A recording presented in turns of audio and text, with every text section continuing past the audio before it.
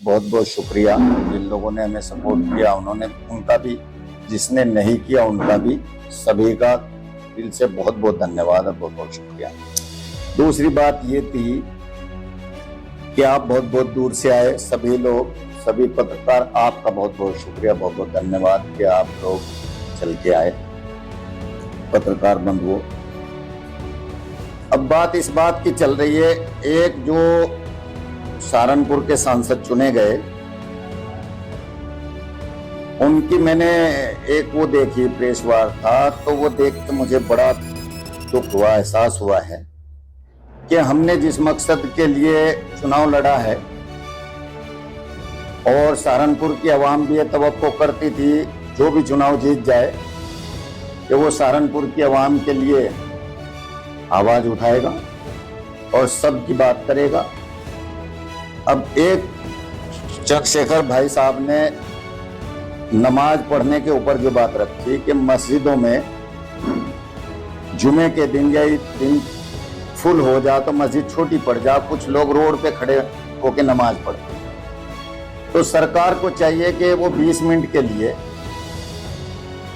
उनको सुविधा दे जो पहले से चली आ रही है। जब से देश आजाद हुआ, संविधान लागू हुआ है, सबको बराबरी का हक मिला है, सर्व समाज को, चाहे कोई किसी भी मजहब से ताल्लुक रखता है, चाहे कावड़ यात्रा हो या दुर्गा पूजा हो या जितने भी धार्मिक प्रोग्राम होते हैं, तो वो हम लोग देखते आ रहे बचपन से कि वो जगह जगह होते हैं और उसमें सभी लोग सहयोग करते हैं। तो क्या आपका कहना है कि नमाज जो से रखो अगर कोई दिक्कत नहीं है? बिल्कुल, क्या दिक्कत है उसमें, ये बताओ। इस बात की है, मुफ्ती है, मना करते हैं कि सड़क पर नमाज पढ़ना नाजायज है, बस नमाज मानने जाने। बिल्कुल ऐसा कहीं ना किसी ने ये बात कही और ना ऐसा होता रोड पे, क्योंकि वो रोड जो है मस्जिद से लगा हुआ है, तो वहाँ नमाज होती है और कहीं भी नमाज पढ़ सकता है मुसलमान, उसके लिए पाबंदी होनी नहीं चाहिए। और सरकार को चाहिए कि उन्हें वो सहूलियत दे जो पहले से चली आ रही है, और अगर सरकार को उस पर आपत्ति है तो लोकसभा में, राज्यसभा में बिल लेके आए, उसको पास करे कि भाई कोई भी,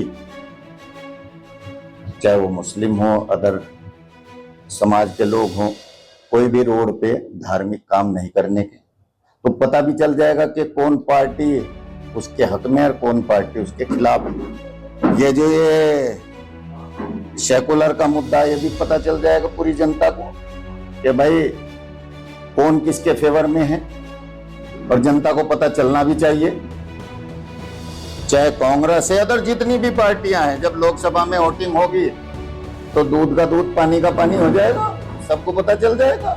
तो हम इसके खिलाफ है, बिल्कुल ये होना चाहिए, और अगर ये नहीं होना चाहिए तो फिर किसी भी धर्म वाले को रोड पे कोई भी प्रोग्राम करने की इजाजत नहीं दी जानी चाहिए।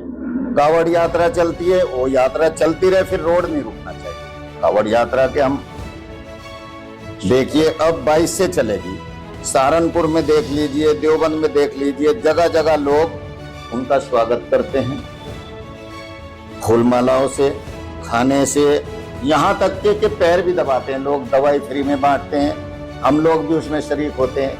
हम तो कभी ये नहीं सोचते, ना हमारे मन से कभी ये आता कि भाई हम कावड़ियों की सेवा नहीं करते तो मुसलमान के लिए ऐसा क्यों, उसके भी लिए 20 मिनट की इजाजत मिलनी चाहिए।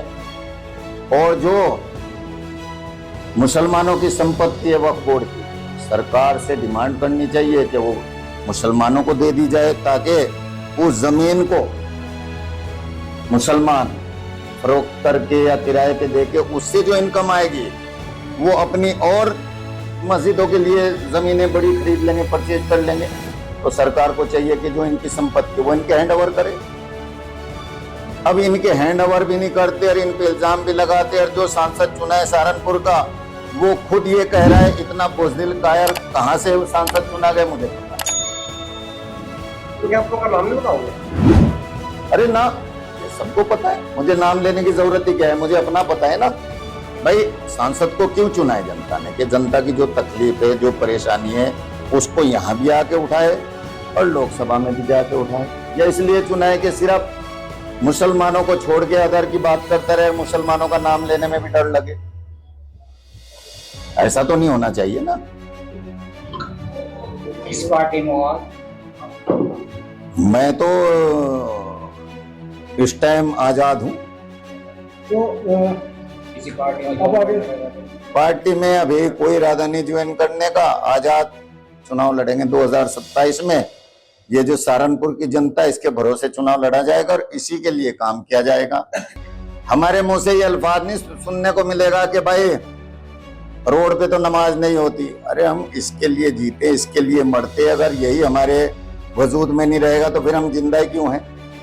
नगर के क्या मुद्दे हैं और आपके?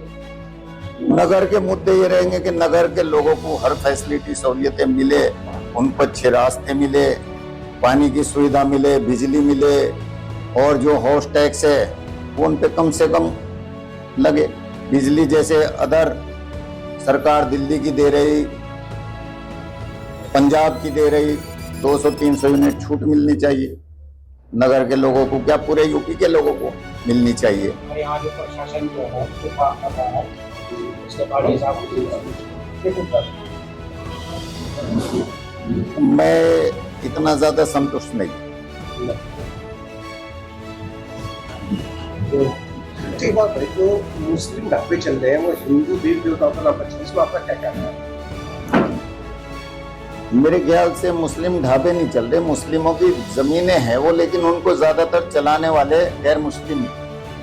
जैसे हम देवगढ़ से चलेंगे कि अखबार रोड पर जो है तो गणपति हो गया, वैष्णो, इस तरह से जो है हिंदू देवताओं का नाम मतलब उसको ढाबे चला रहे हैं। नहीं, बचना चाहिए, क्योंकि अपने उस पे रखे नाम, क्यों दूसरे के उस पे रखना ठीक नहीं। लेकिन मैं देखता हूँ यहाँ जो मुजफ्फरनगर के आसपास जो ढाबे चल रहे हैं, जमीनें तो मुसलमानों की है, लेकिन उनके हिंदू भाई वो ही ढाबे चला रहे। तो जब हिंदू भाई ढाबे चला रहे तो हिंदू देव देवता के नाम पे रखते हैं। जैसे गुप्ता जी है, अदर जितने ढाबे, एक मुस्लिम है वहां जाएगा क्या नाम से है, मुस्लिम तो बचता है इस बात से ज्यादा। ये तरह से और किसी वाला ने कहा कि हम इस तरह का काम करते हैं। मेरी जानकारी में ऐसा कुछ आया नहीं, आएगा तो बिल्कुल उस पर